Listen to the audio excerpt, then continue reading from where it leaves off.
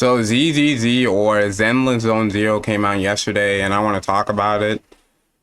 So it's very controversial, similar to when people played on the closed beta test, or similar to Wuthering Waves, which came out a month ago. And honestly, kind of reminds me of when Honkai Star Rail came out, but I'll talk about that later.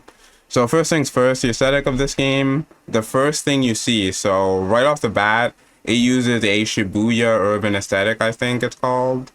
So something like that.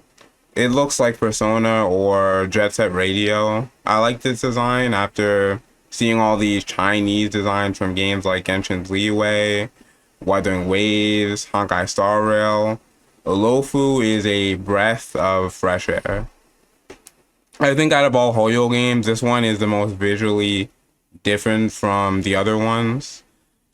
I would also say this is my favorite aesthetic of all Hoyo games. This could be because I'm tired of the Chinese design elements. Not to say they're bad, but I've seen a lot at this point, so. Now, in terms of character design, it's also really good. They have many different body types compared to other Hoyo games like Genshin and Star Rail. They even have furry characters like Lycan and the Bear Dude. Examples of designs I like are like the Oni character, Sokaku, and Ellen Jo, the Shark Girl. I've seen people complain about the Lolly characters. One, I'm not sure they're actually lollies. They're kind of in between.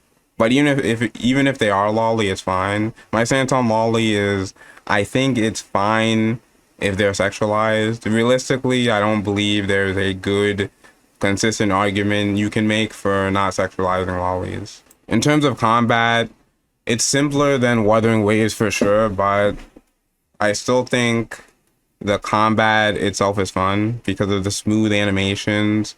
The interesting thing about the simple combat discussion is I remember people saying, people said the exact same thing about Honkai Star Rail when it came out, since there was only one skill and one ultimate. But now, a year in, everyone likes Honkai Star Rail. I think this game could follow a similar direction because it's not just basic attacking. For Sokaku, as an example, she has this mechanic where she uses her skill 3 times, or ultimate, then she goes into Fly the Flag mode where all her basic attacks are imbued with ice. Or Ellen Jo's, who uses a dash attack to charge her frost charges, then imbues her basic attacks with ice. Now, we haven't gotten to endgame, but I would assume this game isn't as hard as something like Wuthering Waves. I think the combat overall is okay there. I think the combat overall is okay though. There is some depth to maximize your damage that is likely relevant at endgame. Most of the people complaining haven't made it to endgame where you would have to take stuff like that into account. Story-wise, it's easier to understand. So story-wise, I want to talk about one of the characters, Billy Kid. He's the comic relief character. He's not annoying, but I think out of all Hoyo games, I would say she's the best comic relief character in all the Hoyo games. She's funnier in my opinion, and she's more memorable because we learned her backstory early on. While Billy, even though he's more expressive, he's not as funny as March 7th, and I think all the characters I've seen are fine and well written enough. In terms of the 3 MiHoYo games, Genshin, Honkai Star Rail, and Zenless Zone Zero, I would say the Zenless Zone Zero 1.0 story so far is either equal or greater than the Honkai Star Rail 1.0 story, and better than Genshin 1.0, but I haven't done the whole story yet of Zenless Zone Zero's 1.0. But from what I played, which is after you unlock Hollow Zero, I would say Zenless Zone Zero is slightly better or equal to Honkai Star Rail. I think the plot is far easier to understand, and the different factions are easier to understand, their motivations and who they are. I do think that the tutorial for Zenless Zone Zero is mad long. Like, even if you play for hours, you're still unlocking new things, which is kind of annoying. The TV system, controversial take, but I didn't mind it that much. You use it a couple of times in the story, but not every mission or anything. If I had to use it for every single mission, then I would be annoyed. But it's not that obnoxious.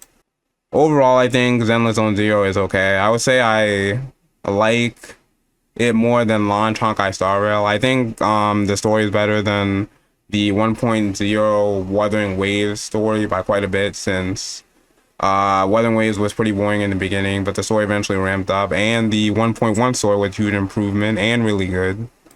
So overall, I think Zenless Zone Zero will do all right. I thought HSR would do bad because people have similar complaints that they're giving Zenless Zone Zero now. Simplistic combat and no open world to increase the player like retention time. But yeah, I think Zenless Zone Zero will be fine. And yeah, that's what I have to say. I hope you enjoyed this first impression / review of Zenless Zone Zero. And remember to like, subscribe, comment, and I will see you later.